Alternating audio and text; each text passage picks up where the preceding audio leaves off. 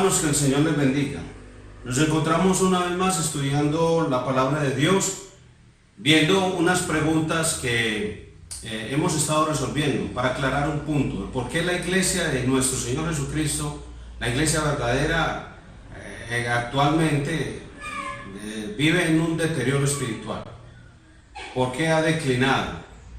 ¿Por qué esa iglesia ha perdido la sed de Dios? Como dice el Salmo 42, ya no canta, o si lo canta, pareciera que no lo cree, porque está más interesado en otras cosas que en anhelar a Dios. El Salmo 42 nos dice que como el siervo brama por las corrientes de las aguas, así clama por ti, oh Dios, el alma mía. Pero cuando vemos la iglesia moderna en el mundo entero, está más enfocada en otras cosas, se han vuelto sus prioridades y está muy interesada. El mundo ha atraído su atención y pareciera como aquella presa que la serpiente simplemente le ha seducido con un sonido de cascabel y está esperando el momento adecuado para darle su mordida. Eso es lo que está pasando con la iglesia, está muy entretenida en este momento. Y no hablo solo de los videojuegos, las películas y demás, no. Está entretenida en lo que pasa en el mundo, pero no está haciendo nada. Su sed por Dios ha menguado. Ahora, la iglesia de hoy no está siendo gobernada por la palabra de Dios.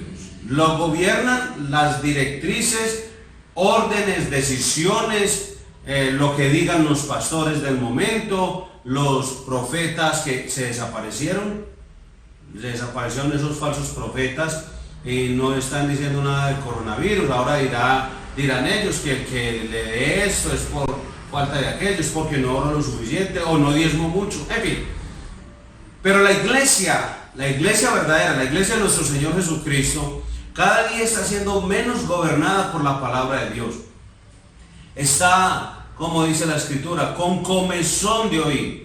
Y está buscando quien le haga cosquillitas en el oído para poder entonces así marchar. Y le gusta ese tipo de enseñanzas o predicaciones. No me hable de pecado, pastor. No me diga de obediencia. No me hable de santidad. Dígame cómo me va a ir bien. Entonces, claro, hay quienes están dispuestos a decirle tales cosas, a hacerle unas profecías baratas.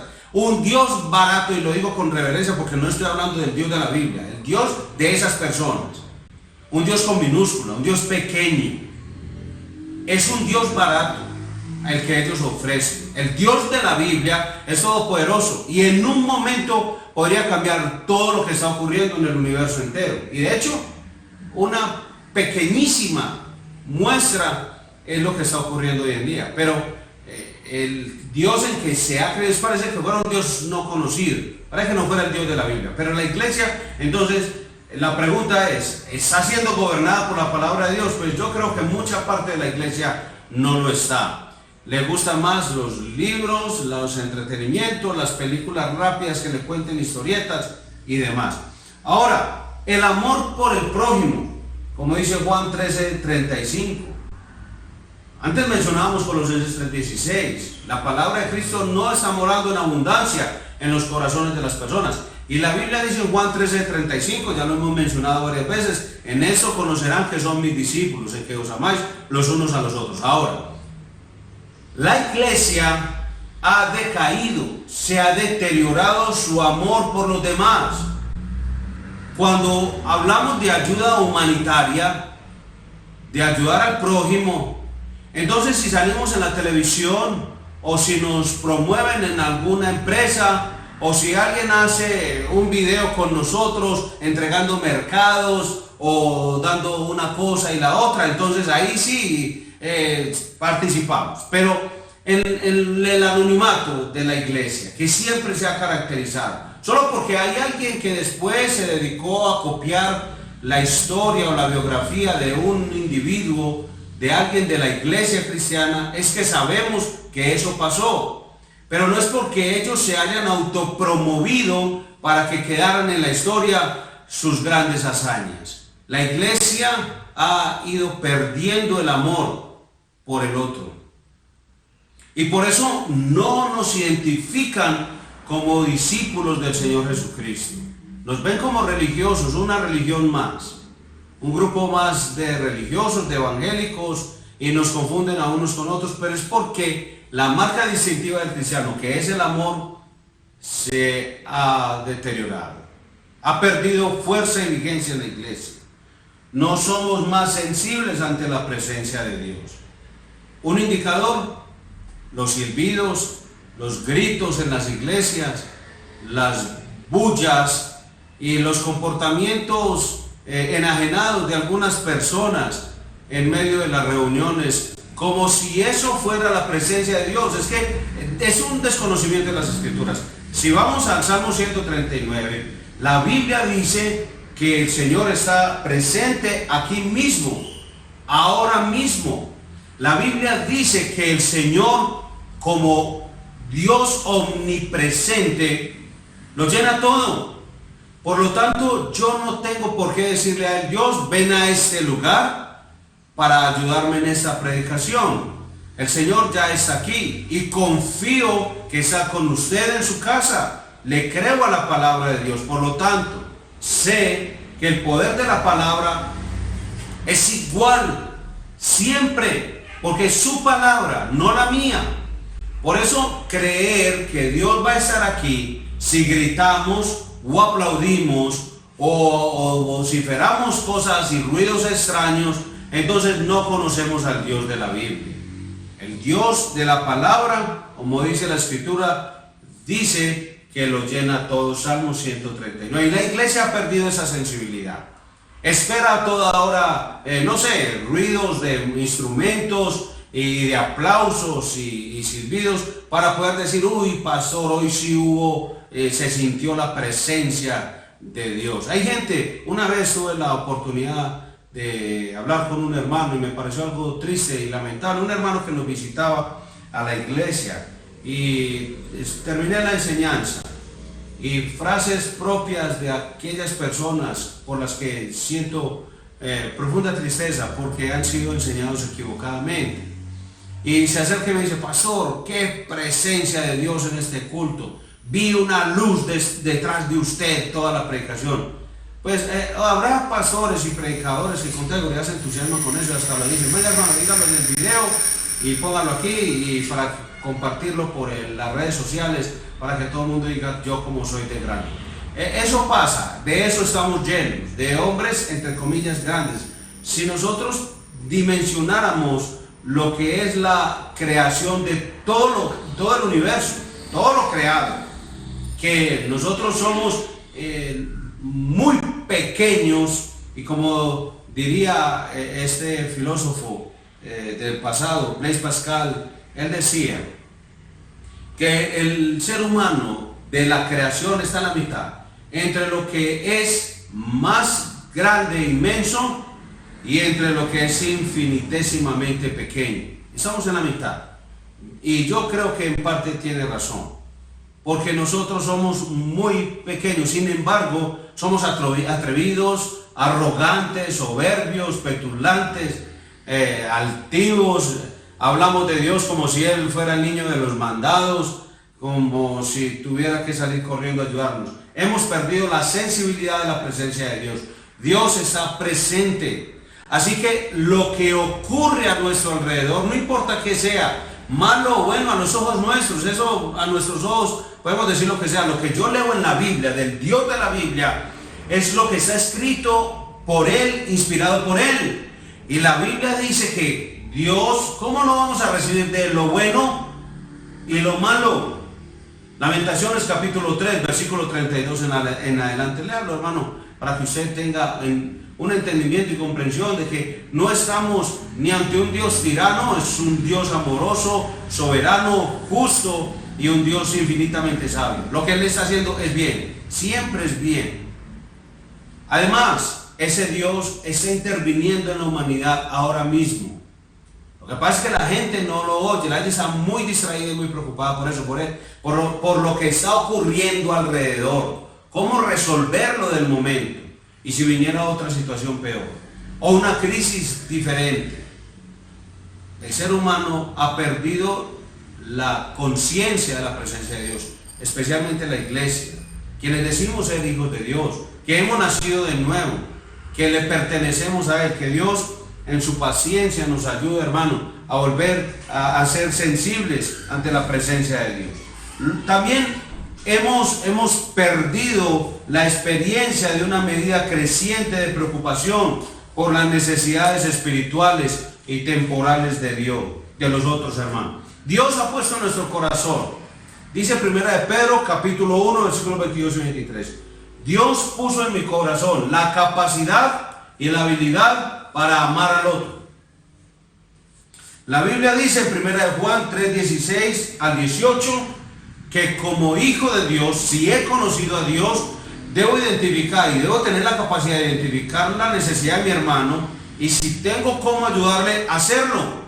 La Biblia dice en ese pasaje que no es de una persona que ha nacido de Dios, que conoce a Dios, que ve la necesidad de su hermano y no hace nada. Hay quienes por ese tiempo utilizan un proverbio y lo están usando de forma también muy ligera. Yo no digo que debamos ser cuidadosos, pero el proverbio dice, es un principio de sabiduría, no lo olviden. El avisado ve el mal y se esconde, mas el necio sale y sufre el daño.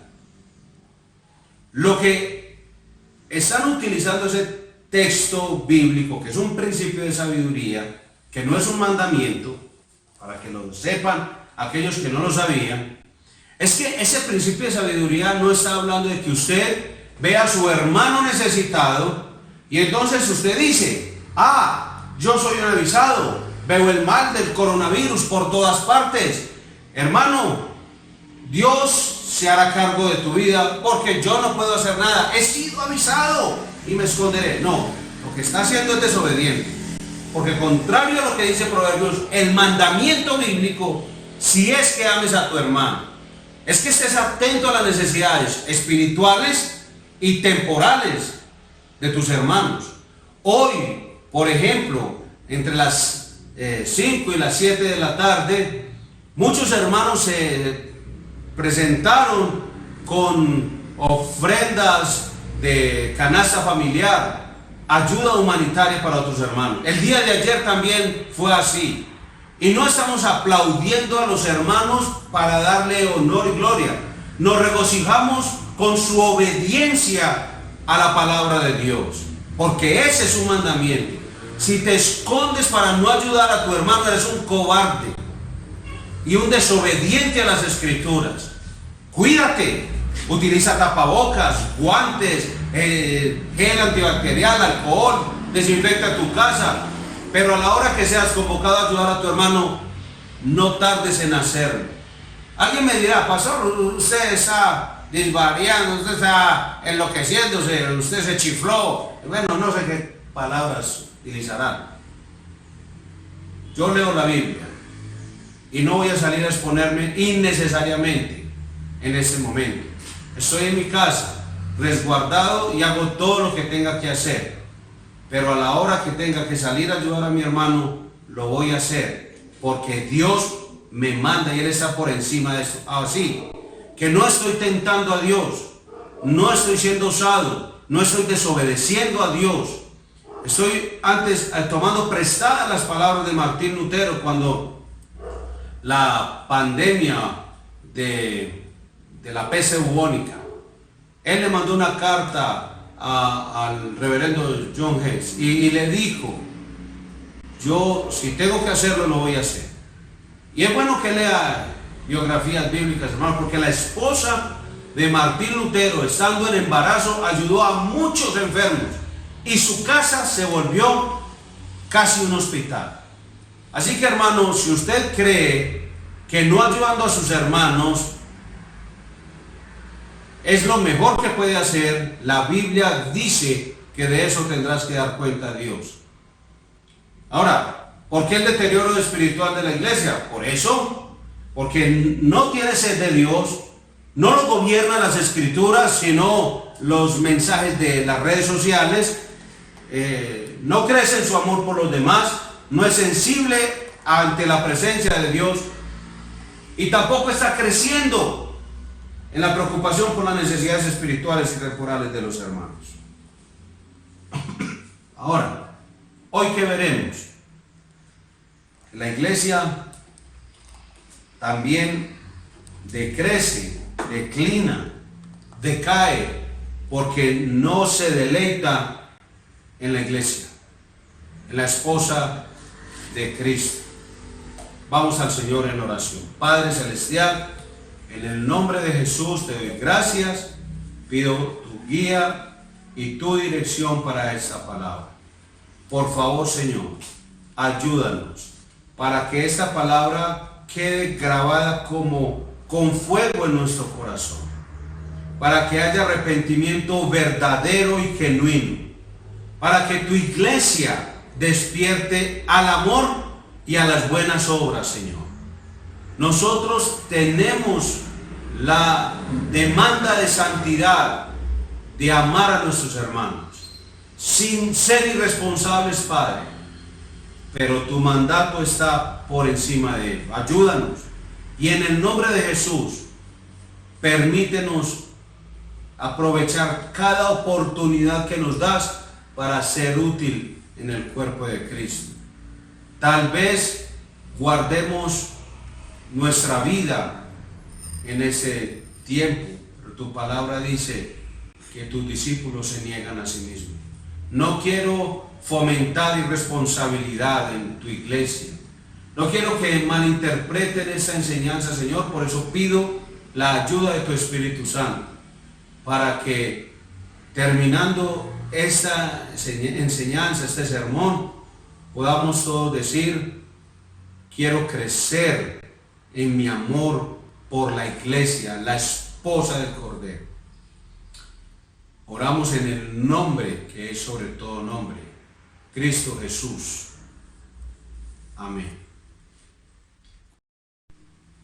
Entonces la pregunta que surge es: ¿me estoy regocijando, deleitando, complaciendo, agradando en la iglesia del Señor, que es su esposa? Juan capítulo 17, versículo 11 dice: y ya no estoy en el mundo, mas estos están en el mundo, y yo voy a ti. Padre Santo, a los que me has dado, guárdalos en tu nombre, para que sean uno, así como nosotros. Una de las características predominantes en esta sociedad actual es el individualismo.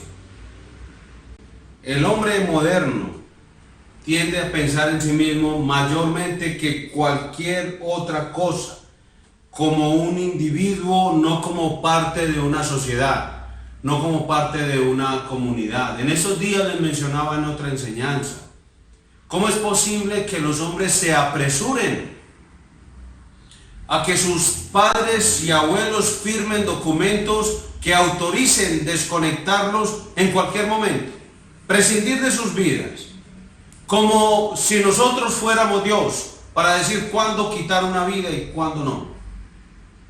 No somos quien para hacerlo, eso le pertenece solo a Dios. Pero el hombre de este tiempo, dice 2 Timoteo 3:2, serán amadores de sí mismos. El hombre contemporáneo parece haber creado una especie de alergia crónica contra cualquier clase de compromiso. No quiere comprometerse ni con sus padres, no se quieren casar, no quieren tener hijos. Por eso quieren tener mascotas y tener una falsa apariencia de que aman a alguien. Dios nos ha creado para amar a otros seres humanos. El hombre a una mujer para casarse y una mujer al hombre para casarse y con él tener hijos. Dice la escritura en Génesis capítulo 1 y 2.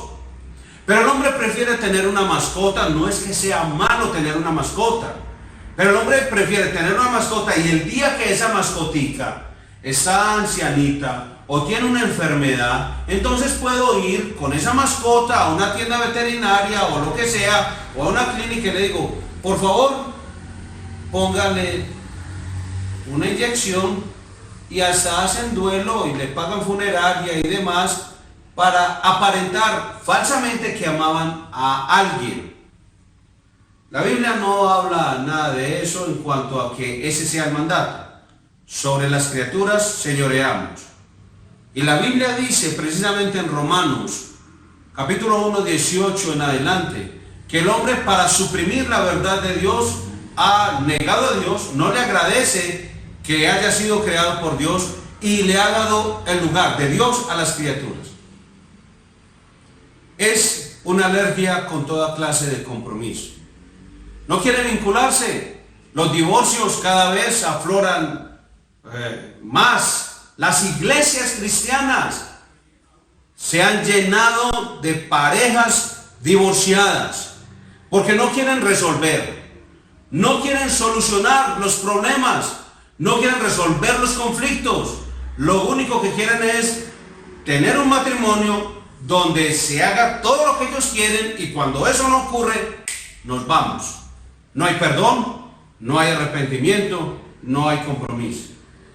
Todo lo que pueda coartar sus deseos, interferir sus planes, eso es algo que inmediatamente le pone un aviso: aquí no entre.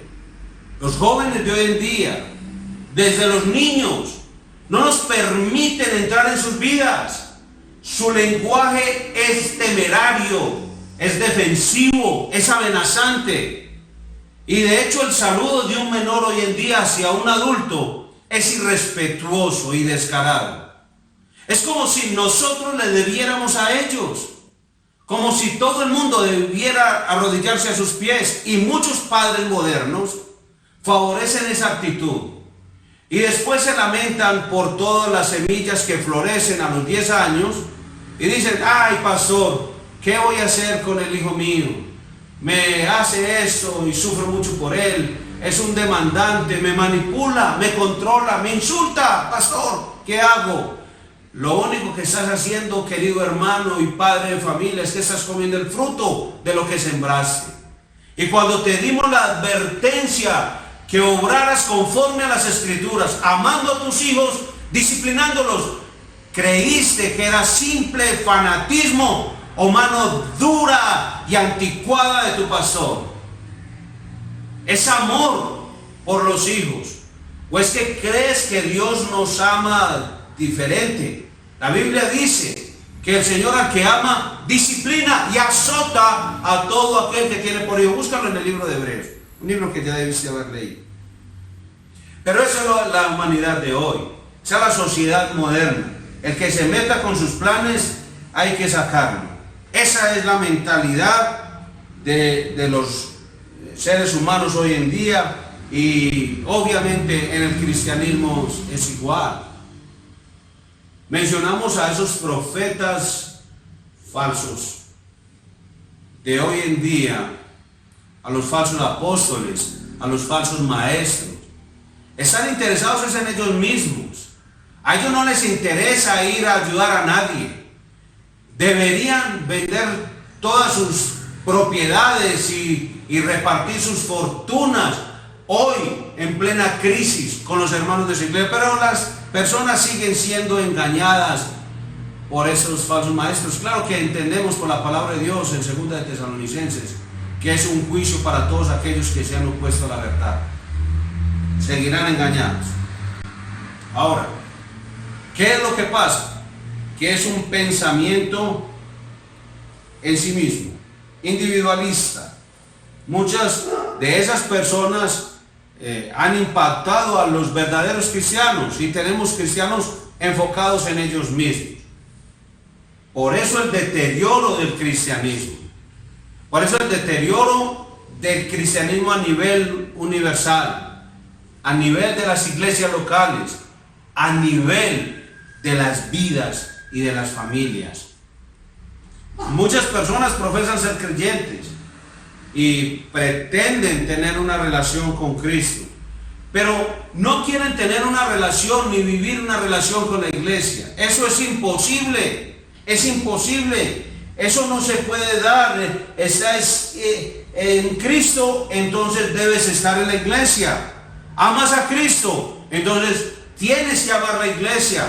Eso no son ideas separadas. Hay personas en ese tiempo tan impactadas por esa forma de pensar individualista, porque la iglesia se estaba oponiendo a sus intereses, porque la iglesia se estaba oponiendo, estaba interfiriendo con sus planes.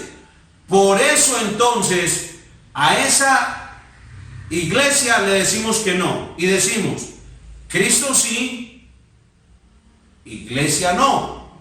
Eso es imposible. Estar en Cristo es estar en la iglesia.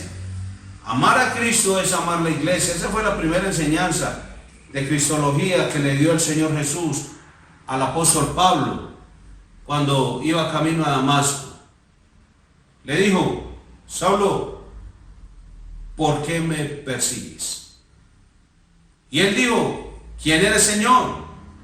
Y el Señor le dijo, yo soy Jesús, a quien tú persigues. Eso lo pueden leer en Hechos. Está en el capítulo 7, lea hasta el 9. Es una lectura maravillosa. De hecho, el libro de los Hechos es un libro asombroso. Mucho que aprender de él. Pero aprendemos de ese momento del Señor Jesús con Pablo, cuando le dice que cuando Pablo, en ese momento Saulo, persigue a la iglesia, persigue a Jesús. Cuando alguien persigue a Jesús, lo hace persiguiendo a la iglesia. Eso es directamente proporcional. Una cosa no se puede desvincular de la otra. Y tomándolo en el sentido del amor, el que dice amar a Jesús tiene que amar la iglesia por defecto, preocuparse por ella, involucrarse en ella. Si pasamos por alto esa dimensión de la iglesia corporativa, de la obra redentora de Cristo, entonces estamos torciendo las escrituras. O estamos reinventando el cristianismo. Es un nuevo cristianismo. Un cristianismo donde se nos permite decir que amamos a Jesús, pero aborrecer la iglesia. O decir, yo amo a Cristo, pero no necesito la iglesia. Un día un joven me decía, fue a visitarme a la casa y fue a saludarme, a mostrarme en su momento unas posesiones que había adquirido de unas personas que lo valoraban y lo apreciaban mucho y todo lo demás. Creo que fue a eso. Pero dentro de la conversación le dije, ¿dónde te estás congregando? Porque él asistió un tiempo a nuestra congregación siendo más joven y siendo niño, los padres lo llevaban allá. Me dijo, no me estoy congregando en ninguna parte. Mi pastor es Jesús. Yo no tengo pastor aquí en la tierra. Y no sé cómo funciona eso, porque el que constituyó pastores fue el Señor Jesús, para pastorear la grey de Dios.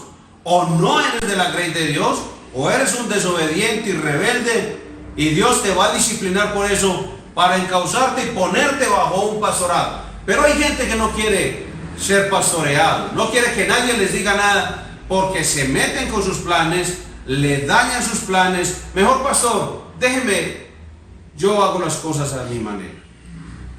Pablo dice en Tito 2:14 que Cristo se dio a sí mismo por nosotros para redimirnos de toda iniquidad y purificar para sí un pueblo propio, celoso de buenas obras. Esa palabra la encontramos en varias oportunidades en la Biblia. Lo que está diciendo el apóstol Pablo aquí con mucho énfasis es que Cristo ha creado un pueblo. No ha salvado solamente individuos y los ha dejado sueltos, sino que al salvar a las personas es para que sean su pueblo. Eso también va conectado, eso no puede divorciarse. Si usted ha sido salvo es para que sea parte del pueblo de Cristo. Leamos nuevamente, para redimirnos de toda iniquidad y purificar para sí un pueblo propio, celoso de buenas obras. Lo leímos en Juan 17:11. Ese interés de Cristo por la unidad de su pueblo. Él hace esta oración intercesora y dice, para que sean uno, así como nosotros. De la manera en que somos uno, ellos sean uno. Eso ya lo habíamos mencionado antes, pero es muy importante tomarlo Pensemos en eso. El Señor Jesús no estaba dando una enseñanza. Él estaba orando. Pero es como si una persona estuviera orando en la habitación de enseguida. Y yo estuviera escuchando esa oración.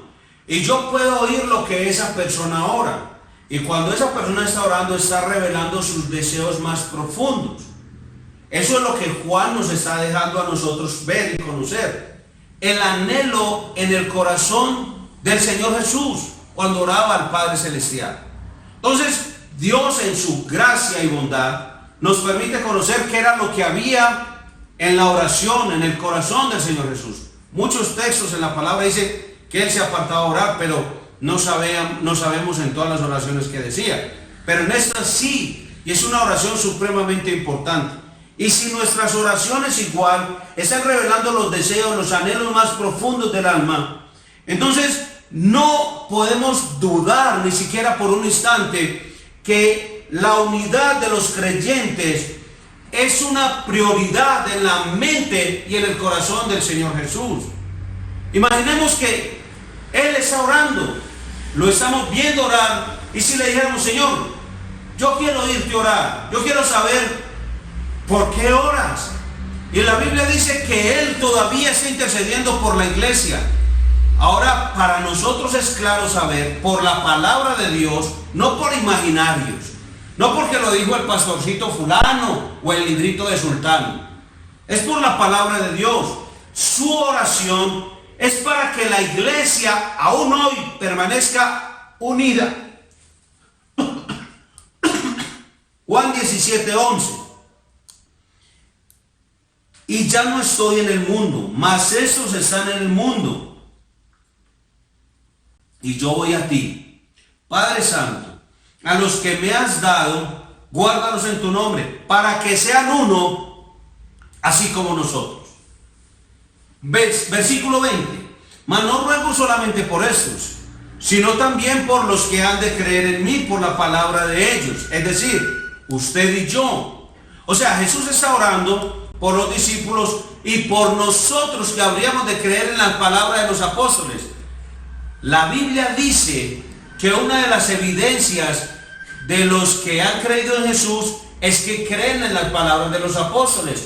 Y una evidencia de los falsos maestros, en 1 Juan 4, lo que estoy citando es de 1 Juan 4, es que los falsos maestros no creen a las palabras de los apóstoles. O sea, no creen a lo escrito del Nuevo Testamento y tampoco creen al Antiguo Testamento. Solamente utilizan y citan textos al azar y sacados de contexto para favorecer sus propios intereses. Pero en ese caso el Señor Jesús nos está diciendo, por la palabra de ellos, para que todos sean uno. Esa es la oración del Señor. Como tú, oh Padre, en mí y yo en ti, para que también ellos sean uno en nosotros, para que el mundo crea que tú me enviaste. El mundo va a creer en el Señor Jesús en la medida en que la iglesia permanece unida. Y en esto conocerán que son mis discípulos. Versículo anterior, Juan 13, 34, 35. Si os amáis unos a otros. Porque ese mandamiento nuevo os doy, que os améis unos a otros, dice la Escritura. La gloria que me diste yo les he dado para que sean uno, así como nosotros somos uno. Y yo en ellos, y tú en mí, para que sean perfectos en unidad. Para que el mundo conozca que tú me enviaste y que los has amado a ellos como también a mí me has amado. El Señor no está pidiendo que la iglesia, los suyos, vengan a ser uno, porque esa es una realidad y está incluida en el paquete, por decirlo así, de la redención. O sea, somos salvos, nos adherimos, Dios lo hace, no nosotros. Nosotros no por nuestra decisión o fuerza o voluntad, es Dios quien nos adhiere al cuerpo. Pero Él pide que esa unidad pueda ser perfeccionada, que pueda ser manifestada cada vez mayor en medida. Es por eso, hermano, que ser parte activa de una iglesia local no es opcional. Usted podrá decir 1, 1000 y 1 millón de veces que usted no necesita congregarse, pero yo le digo entonces, si te llamas a ti mismo cristiano, pero no eres miembro de una iglesia a la que asiste regularmente, yo creo que vas camino al infierno. Estoy usando las palabras del pastor Marville. Hermano que me estás escuchando, necesitas congregarte. Y si crees que no necesitas congregarte es porque no has nacido de nuevo. Porque no estás incluido en la oración del Señor Jesús. ¿Cómo es posible que la oración de Jesús no sea eficaz? Es eficaz. Por eso aquellos que son de su pueblo anhelan congregarse. Y cuando no pueden hacerlo, como en los días actuales, que por causa de la pandemia y el tema que nos convoca a estar encerrados en nuestros hogares, entonces hay una tristeza, hay un dolor al no ver a los hermanos. Es lamentable tener que saludar a los hermanos, aunque lo tengamos solo a 2 metros, y hacerle este saludo, no poder saludarle de mano, no poder abrazarlo, porque debe ser así. Pero eso le pasa a la iglesia. Al que no ha nacido de nuevo le da lo mismo, dice, hasta mejor seguirnos reuniendo en las casas y viendo esto por Facebook y redes sociales y temas. Mire, hermano, no quiero decir que la membresía es lo que te hace salvo. Eso no te hace cristiano. No. Lo que pasa y lo que se quiere enfatizar es que muchos cristianos profesantes están pasando por alto una verdad esencial. La centralidad de la iglesia en el plan redentor de Dios y en la vida práctica de un verdadero creyente. Si somos cristianos, anhelamos congregarnos.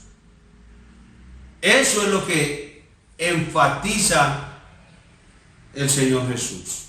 Cuando dice en Hebreos 10:25, el autor a los hebreos manda, no dejando de congregarnos. Pero ya entendemos que no es que es el autor de los hebreos. Jesús, muchos años atrás, había estado orando por la unidad de la iglesia, que permaneciera unida, que la iglesia se amara entre sí. El Señor no nos pide a nosotros entonces, para que seamos cristianos, ser miembros de una iglesia, sino que como miembros de la iglesia, entonces nos congreguemos.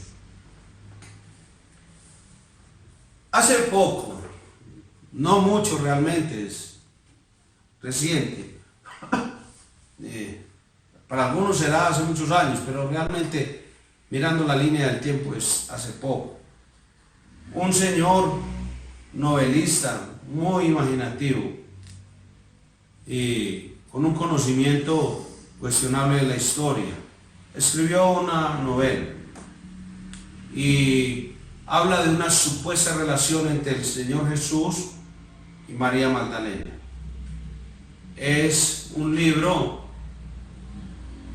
llamado El Código Da Vinci. Lamentablemente muchos cristianos, y voy a poner eso entre comillas porque eso no es saber, saben más, o lo único que saben acerca del Señor Jesús y de la historia bíblica es por lo que leen de personajes como esos que de la Biblia. No leen Biblia. La palabra no los gobierna. Ustedes andan por ahí escuchando cosas y le preguntan a los pastores, ¿usted qué opina de ese cuadro de Da Vinci? Es un cuadro. Es un cuadro. Es una pintura. Es una obra de arte. Eso no tiene nada que ver. Pero, ¿qué tendrá de cierto? No tiene nada de cierto. ¿Usted qué lee? ¿Cómo lees? Le preguntaría al Señor. ¿Cómo lee? Lo cierto, hermano, es que la Biblia solo reconoce una esposa de Cristo, la que Pablo menciona en su exhortación a los esposos en el capítulo 5 a los Efesios. Maridos, amad a vuestras mujeres así como Cristo amó a la iglesia y se entregó a sí mismo por ella. Efesios 5:25. La pregunta entonces es, ¿estoy amando a la iglesia del Señor Jesucristo? Si Él amó a la iglesia y se entregó por ella, ¿quién soy yo para aborrecer la iglesia, la única esposa del Señor Jesucristo? Vamos a orar. Padre bueno, te glorificamos en el nombre de Jesús. Te doy gracias por las personas que escuchan, que ven este mensaje en esta hora. Te ruego que pongas en ellos un corazón sensible, dócil a tu palabra y amoroso por la iglesia. Señor, el enemigo de nuestras almas hace su tarea para que aborrezcamos la iglesia. Hay muchas personas aún mal llamados cristianos dentro de nuestras congregaciones, ocupando lugares en nuestras bancas, que siempre están buscando hacer una escisión entre unos hermanos y otros. Buscan dividir, generar confusión, con calumnias y murmuraciones, aún entre los mismos hermanos. El mundo ya hace lo suyo. Pero, Padre, que nosotros seamos dóciles a tu palabra y en esa sensibilidad, sumisión ante tu palabra, roguemos y pidamos siempre por tu iglesia. Que te roguemos y pidamos siempre por oportunidades para amar tu iglesia, para cuidar de ella, para preocuparnos por tu iglesia, para identificar sus necesidades temporales y las espirituales y hacer algo al respecto. Señor, que en esos tiempos de mayor necesidad, tu iglesia brille, resplandezca como luminares en el mundo, haciendo evidente, Señor, su vida en Cristo, haciendo evidente que han nacido de nuevo y que en verdad son uno. Señor, muchas gracias por lo que nos enseñas, lo que nos corriges, Señor. Necesitamos la intervención siempre de tu palabra, de tu Espíritu Santo en la vida de la iglesia. De lo contrario, Señor, el impacto nuestro en la sociedad será nulo. Dios, sabemos que el impacto del mundo en tu iglesia es muy notorio. Individualismo, egoísmo, centrados en sí mismo y amadores de cada quien. Pero es el tiempo, Dios, de arrepentirnos, Señor, y obedecer a tu palabra. Y Dios, que a partir de este momento nuestra atención e interés sea por tu esposa, la iglesia, la cual has comprado, Señor, con tu preciosa sangre. Oramos en el nombre de Jesucristo nuestro Señor. Amén.